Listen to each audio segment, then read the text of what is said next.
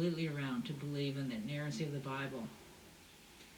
And I have listed, I made a list of all the works that in any way relate to Luke, and I was surprised how many there have been through the years. The Including a forthcoming book, Christian Egalitarian Leadership, Empowering the Whole Church According to the Scriptures, that my husband and I edited, that should be coming out this fall. You'll be reading an article that I wrote, and I will be giving that article to you, Fear as a Witness to Jesus in Luke's Gospel.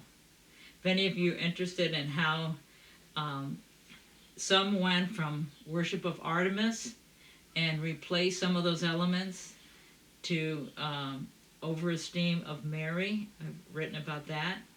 Jesus' treatment of women in the Gospels appeared in Discovering Biblical Equality, and that's going to be coming out next year with a new version.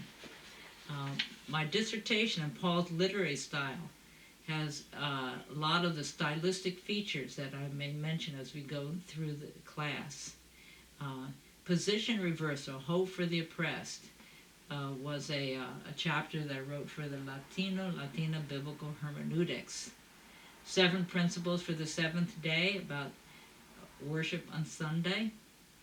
I have a study guide teaching people to pray that goes along with the prayer life of Jesus. That simply is a binder, if any of you want to purchase it, just for the cost of the Xerox.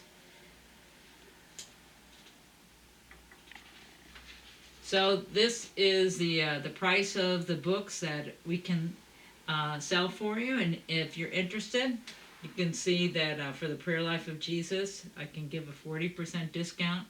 Beyond the Curse, another 40% discount, and the Global God, 58 to 50% discount. And for new copies for all of them.